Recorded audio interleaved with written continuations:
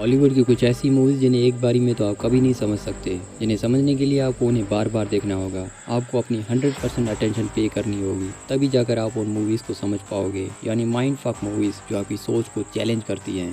तो क्या ख्याल है, शुरू करें? A lot of people know about this place, but no one will talk, It's like they're scared of something.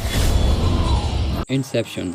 Hollywood director Christopher Nolan ऐसी movies बनाते हैं जिनका मैसेज समझने के लिए आपको मूवीज़ को बार बार देखना होगा। आप उनकी मूवीज़ को लिटरली अंगूर खट्टे हैं, मुझे मूवी की समझ नहीं आ रही, मैंने नहीं देखना, चलो छोड़ो, मूवी की तरफ आते हैं। तो भाई ये मूवी नॉन लीनियर फॉर्म में बनाई गई है, यानी जो मूवी के आखिर में होने वाला होता है उसे पहले ही दिखा दिया जाता है, और जो मूवी में होने वाला है उसे आहिस्ता आहिस्ता करके दिखाया जाता है। इस मूवी में हमें सपनों के बारे में दिखाया जाता है, यानी आप सपने में जाकर सपनों में एक रियलिटी वाली लाइफ जिएंगे। आप सिर्फ सपनों में जी नहीं सकते। जैसे एक बंदा जिसने सपने की दवाई लेकर सो गया है, तो वो जब सोकर सपने में जाएगा तो वो बंदा सिर्फ उस सपने में नहीं रह सकता, वो उससे आगे भी जा सकता है, यानी सपने के सपने में जा सकता है। सिर्फ ये नहीं, आप सपने के सपने में भी जा सकते हैं, यानी सपनों का तीसरा लेवल। अब ये लोग पागल हैं जो ऐसी बेवकूफ़ियाँ करते हैं, इन्हें ऐसा करने से क्या मज़ा आता है? हाँ, मज़ा तो आता है, पर ये लोग सपनों में इसलिए जाते हैं ताकि ये लोग सपनों की दुनिया में जाकर किसी इंसान के दिमाग से इन्फॉर्मेशन चुरा सकें, यानी किसी के माइंड में घुसकर, उसके अपने सपने में घुसकर आप उसे कमज़ोर कर सकते हैं, आप उसे हिप्नोटाइज कर सकते हैं। इस मूवी में लियोनार्डो और उसके कुछ दोस्त मिलकर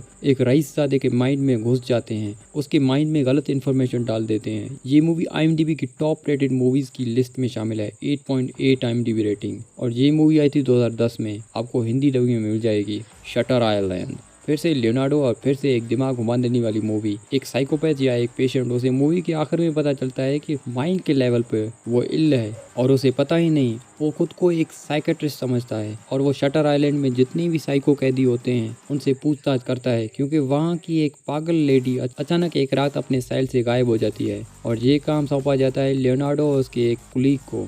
वो इस केस पर इन्वेस्टिगेशन करके पता चलाते हैं कि वो औरत आखिर कैसे और क्यों चली गई। अब लियोनार्डो और उसका दोस्त पूरी मूवी में इस बात का पता लगाने की कोशिश करते हैं, और पता लगाते लगाते लियोनार्डो अपनी सच्चाई तक पहुंच जाते हैं कि असल में कोई अपने सेल से भागा नहीं है, कुछ भी नहीं हुआ, सब उसके सामने नाटक कर रहे हैं, क्योंकि उसका साथी दोस्त यानी उसका कुलीग उसे खुद ठीक करने में लगा हुआ है। मैंने तो आपको सिंपल वर्ड में मूवी का एक ब्रीफ सा रिव्यू दे दिया है। जब आप मूवी देखोगे आप कहोगे कि बस यार मुझे देखनी ही नहीं, पता नहीं क्या क्या हो रहा है इस मूवी में। 8.8 IMDb रेटिंग, और ये मूवी भी आपको हिंदी डबिंग में मिल जाएगी। The machinist. ट्रेवर रेजनिक, जो बेचारा पिछले कई महीनों से नहीं सोया है, जो कि एक फैक्ट्री में काम करता है। फैक्ट्री में काम करने के दौरान उसे एक टकला आदमी दिखता है जिसकी स्माइल डरावनी है, यानी विलन्स जैसा, पर वो सिर्फ ट्रेवर को ही दिखता है, किसी और को नहीं। ट्रेवर को अपने घर के रेफ्रिजरेटर में रोजाना सुबह एक मैसेज कार्ड चिपका हुआ मिलता है, और वो इनकम्प्लीट वर्ड होते हैं। ट्रेवर को कुछ समझ में नहीं आता कि आखिर उसके साथ ये क्या हो रहा है। ये मूवी की समझ से भी बाहर है, क्योंकि इस मूवी में सिर्फ थ्रिल ही नहीं है, साइकोलॉजी, अच्छे काम का सिला, बुरे काम का सिला, डुअल पर्सनैलिटी, गिल्ट, ड्रामा, ये सब कुछ आपको इस मूवी में सीखने को मिलेगा। इस मूवी की शूटिंग के लिए क्रिश्चियन बेल सर ने 7 पाउंड तक का वजन घटाया था, तभी तो इनकी एक्टिंग शानदार से सुपर डुपर शानदार हो गई। ये मूवी 2004 में आई थी और इसकी IMDb रेटिंग 8.7, और ये मूवी आपको हिंदी डबिंग में मिल जाएगी। प्रेस्टीज। फिर से क्रिस्टोफर नोलन सर की डायरेक्टेड मास्टरपीस 2006 में आई प्रेस्टीज। इस मूवी में हमें 2 जादूगरों को दिखाया जाता है जो दोनों एक दूसरे के जिगरी दोस्त हैं, दोनों साथ ही में काम करते हैं, पर जब एक जादूगर दूसरे जादूगर से अच्छा परफॉर्म करता है, उसके नए ट्रिक्स लोगों को अमेज कर देते हैं, लोग उसके लिए तालियां बजाना, उसकी तारीफों पे तारीफें किए जा रहे होते हैं, तो दूसरा जादूगर पहले वाले से जलना शुरू होता है। वो उसे अपनी टीम से निकालकर अलग रहकर काम करता है, लेकिन दूसरे ही दिन यानी क्रिश्चियन बेल, सॉरी मैंने इनका नाम शुरू में रिवील नहीं किया, डबल रोल वाला जादू करना शुरू कर देता है। लोग ये नई चीज देखकर फिर से उसके पास चले जाते हैं, और हमारे ह्यूज जैकमैन भैया फिर से जेलिस होकर इस बार निकोला टेस्ला साइंटिस्ट के पास जाते हैं और उन्हें एक ऐसी मशीन बनाने का कहते हैं जिसमें एक इंसान को उसमें डालकर उसका क्लोन बनाया जा सके। अब आगे आप खुद जाकर मूवी में देखें। ये मूवी भी IMDb की टॉप रेटेड लिस्ट में शामिल है और इसकी IMDb रेटिंग है 8.6। ये मूवी भी आपको हिंदी डबिंग में मिल जाएगी। Shoot me. Come on. No, I can't. Do it. How'd you like that? How do you do it? Magic. Identity.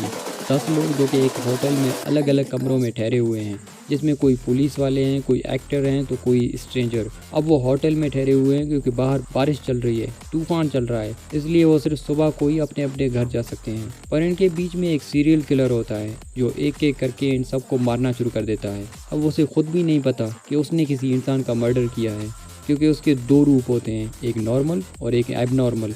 Abnormal में वो खुद को कोई और इंसान समझता है और वो एबनॉर्मल इंसान उससे वो काम करवाता है, और जब वो नॉर्मल होता है तो उसे पता ही नहीं चलता कि उसने किसी का खून किया है। आप ये मूवी देखकर आखिर तक पता नहीं लगा पाएंगे कि आखिर उसने इतने सारे लोगों को कैसे मारा, जब तक कि मूवी की लास्ट में इन्वेस्टिगेशन करने वाले साइकेट्रिस्ट उसे बता ना देते हैं। ये मूवी काफ़ी बढ़िया होने के साथ साथ आपको आखिर तक अपने साथ जोड़े रखेगी। आप इस मूवी के 1 मिनट में भी बोर नहीं होंगे। ये मूवी आई थी 2003 में और उसकी IMDb रेटिंग 8.1, और ये मूवी भी आपको हिंदी डबिंग में मिल जाएगी।